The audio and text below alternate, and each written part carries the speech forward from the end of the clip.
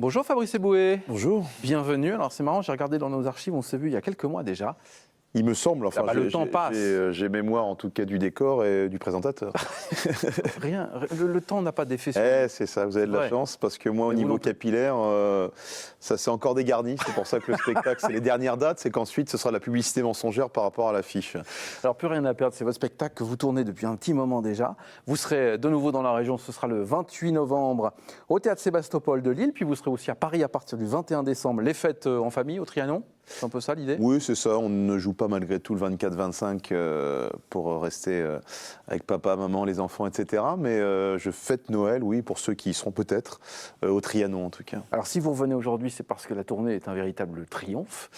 C'est extraordinaire. Comment vous vivez ça, Fabrice Eboué ? Triomphe, notamment lui, c'est la 4e fois que je viens au Sébasto. Donc, on peut parler de triomphe, là, au bout d'un moment, il y a un moment... Non, mais il y a deux types de spectacles. Il y a ceux qui marchent, mais finalement, artistiquement, on n'est pas très fiers, donc on ne sait pas si on continue ou pas. Il y a la double peine, on sait que le spectacle est bof et ça ne marche pas.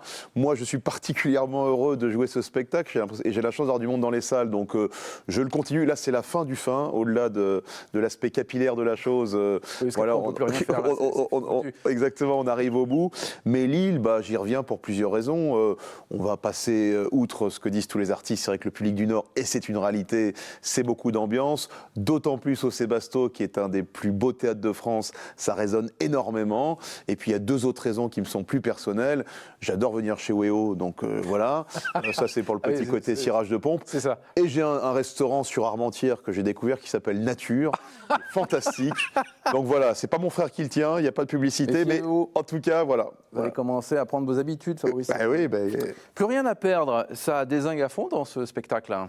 On en avait parlé la dernière fois, c'est des sujets de société. J'évite les sociétés d'actualité parce que ça a tendance à passer vite. Je ne suis pas chansonnier, je ne viens pas avec une guitare et on ne mange pas pendant mon spectacle.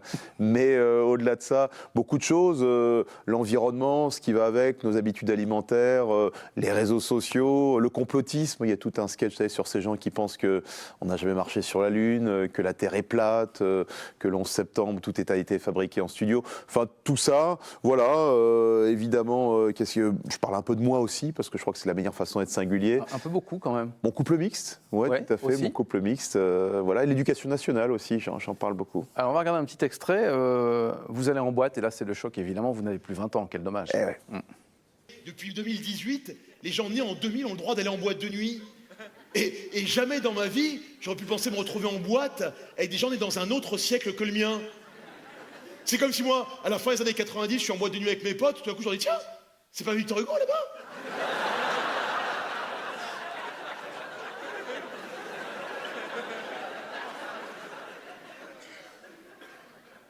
Alors là, je me dis que j'ai plus rien à foutre ici. Alors, je commence à sortir de la boîte, puis en sortant, il y a une jeune fille de 26, 27 ans qui m'alpague, magnifique, très belle, puis elle me ramène chez elle. Pas parce que je suis intéressant, pas parce que je suis beau, vous savez très bien pourquoi, bref, elle me ramène chez elle. Puis là, rapidement, on commence à se retrouver nus, l'un en face de l'autre.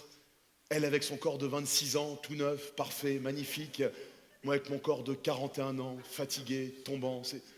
C'est tellement humiliant. Je comprends pourquoi Emmanuel Macron est aussi sûr de lui.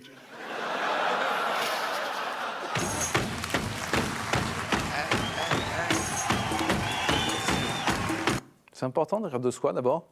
Je dirais une grande partie du spectacle est tournée sur moi et sur l'autodérision. De fait, quand on a la prétention de rire de tout, il faut commencer par soi, sinon il y a quelque chose qui ne colle pas forcément. Alors, je le disais, c'est une tournée qui est vraiment triomphale. On l'a dit, vous avez beaucoup tourné, puis des dates évidemment qui se poursuivent. Est-ce que votre spectacle s'est modifié au fil du temps ou pas ? On rajoute, je dis, il y a le socle, les sujets dont j'ai parlé qui reviennent forcément, parce que on ne réécrit pas un spectacle en quelques mois malgré tout.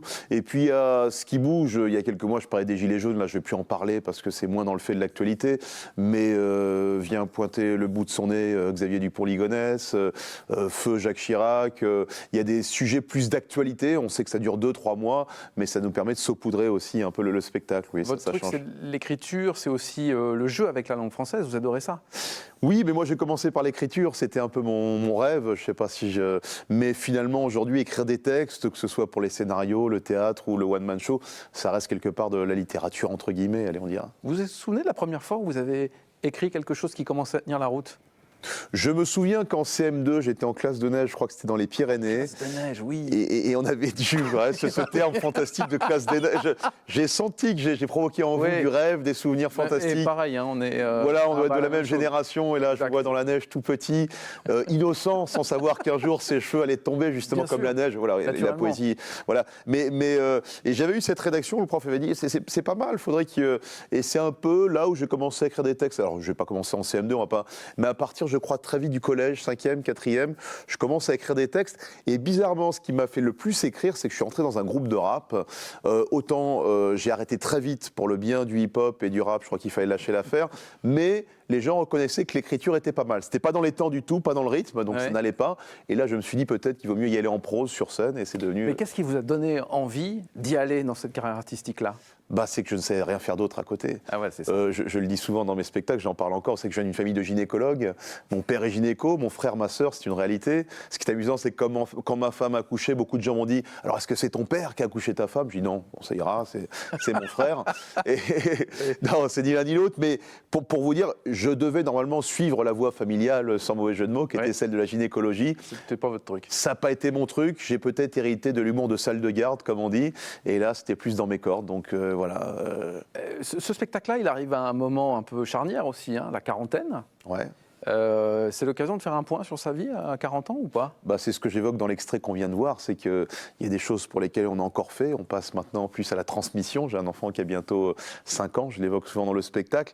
C'est charnière, oui, parce que c'est le moment réellement où soit on dit, bah écoute, je ne dis pas, c'est pas fini, mais ma génération commence à passer. Il y a plein d'humoristes maintenant à 14 ans, ils frappent à la porte, ça va très vite. J'accepte maintenant d'être dans la transmission. Ou alors je m'accroche et je deviens. C'est pour ça et je deviens peut-être un peu ringard. Je dis que c'est la charnière, c'est là où on peut vriller soit vieux cool, on sait qu'on a fait son moment, que c'était sympa, soit vieux con. Et je dis qu'il y a des petits signaux du vieux con. Si quand tu as des jeunes à 23h qui font du bruit en bas de chez toi, tu te mets à observer, mais à travers les rideaux comme ça. Là, on est. C'est que tu bascules. Ah ouais, t'es dans le vieux con, attention. Et ça nous arrive tous, hein, attention. Moi, je sens le vieux con qui naît en moi à des moments. Alors là, il faut se reprendre. Ah là, il faut le maintenir. Il t'attaque à des moments, il faut maintenir ça. Ouais. Bon, on fera une opinion, les amis, puisqu'il revient donc dans la région. Ce sera le 28 novembre prochain au théâtre Sébastopol à Lille. On a compris, Fabrice Eboué adore le théâtre Sébastopol. C'est vrai que c'est un très beau lieu. Et puis il y a le Trianon aussi à Paris à partir du 21 décembre. Merci Fabrice. Merci de me recevoir à chaque fois. Avec plaisir. À bientôt avec peut-être encore un peu moins de cheveux. À demain peut-être. Alors je vais revenir régulièrement. C'est ouvert. Merci. Pas de problème. Merci.